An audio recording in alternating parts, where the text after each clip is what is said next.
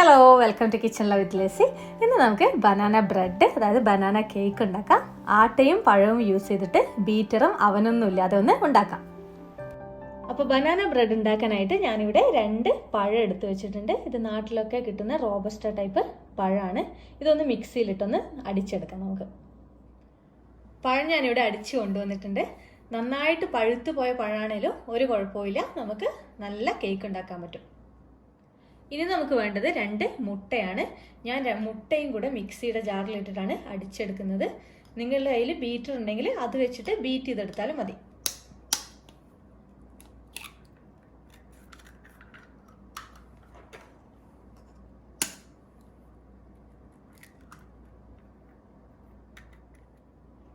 അപ്പോൾ എഗ്ഗും ഞാനിവിടെ അടിച്ച് കൊണ്ടുവന്നിട്ടുണ്ട്. ഇനി നമുക്ക് വേണ്ടത് 1.5 കപ്പ് ആട്ടയാണ്. അപ്പോൾ ഇത് 250 ml ആണ് 1 കപ്പ്. അത് ഞാൻ ഇതിലേക്ക് ഇടുകയാണ്.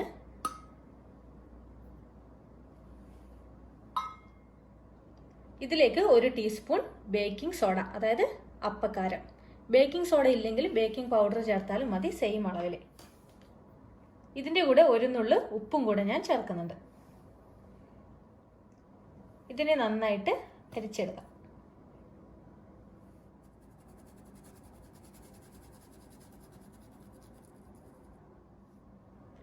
ഇനി ഇതിലേക്ക് ഞാൻ 1 കപ്പ് പഞ്ചസാര പൊടിച്ചത് ചേർക്കുന്നുണ്ട്.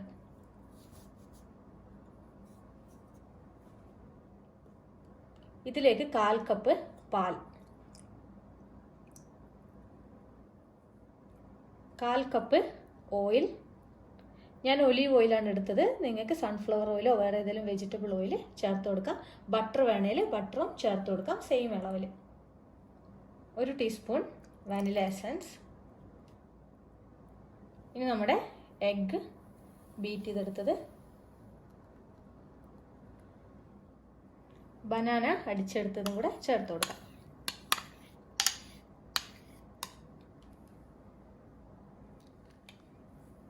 ഇതിനെ നന്നായിട്ടൊന്ന് മിക്സ് ചെയ്യാം.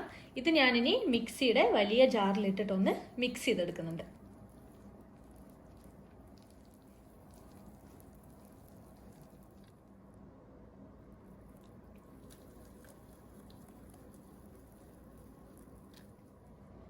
ഞാനൊരു കേക്ക് ടിൻ ഇവിടെ എടുത്തിട്ടുണ്ട്.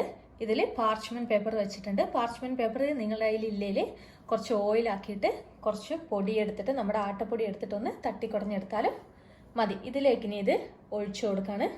ഏത് ഷേപ്പിലുള്ള കേക്ക് ടിൻ വേണമെങ്കിലും നിങ്ങൾക്ക് യൂസ് ചെയ്യാം.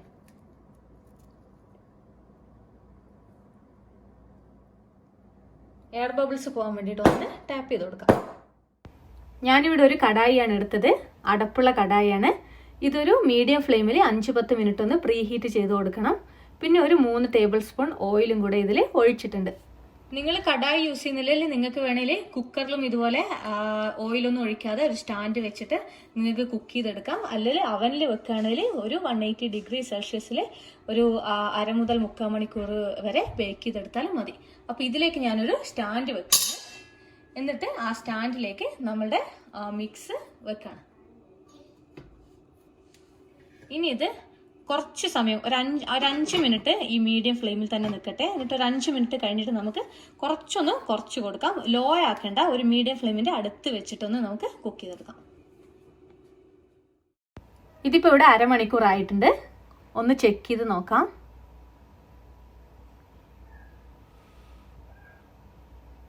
ഇതിൻ്റെ ഉൾഭാഗമൊന്നും കുക്കായിട്ടില്ല. കുറച്ചുകൂടെ സമയം ഒന്ന് വെയിറ്റ് ചെയ്യാം. ഇതിപ്പോൾ ഇവിടെ കറക്റ്റ് 45 മിനിറ്റ് ആയിട്ടുണ്ട്. നമുക്ക് നോക്കാം.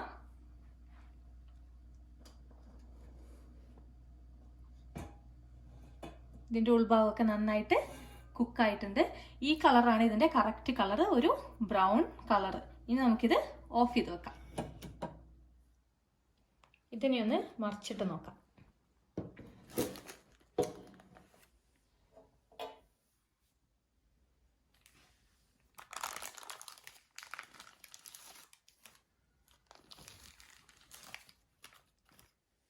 നല്ല സ്പോഞ്ചിയാണ്, ഫ്ലഫിയാണ്.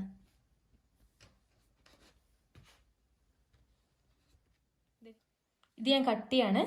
ഇത് ബ്രെഡ് സ്ലൈസ് പോലെ വേണേൽ കട്ട് ചെയ്യുക, അല്ലെങ്കിൽ നമ്മൾ കേക്ക് കട്ട് ചെയ്യുന്ന പോലെ സ്ക്വയറായിട്ട് വേണേലും കട്ട് ചെയ്തെടുക്കാം. നല്ല സോഫ്റ്റാണ്. ഒരു പീസൂടെ ഞാൻ കട്ട് ചെയ്ത് കാണിക്കാം.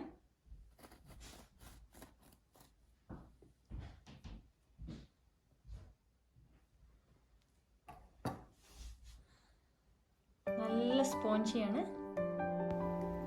അപ്പോൾ എല്ലാവരും ട്രൈ ചെയ്ത് നോക്കുക. വളരെ ഈസിയാണ്, നല്ല ടേസ്റ്റിയാണ്. ഈ വീഡിയോ ഇഷ്ടമായിട്ടുണ്ടെങ്കിൽ ലൈക്കും കൂടെ ചെയ്യുക. സബ്സ്ക്രൈബ് ചെയ്യാത്തവർ സബ്സ്ക്രൈബും കൂടെ ചെയ്യുക.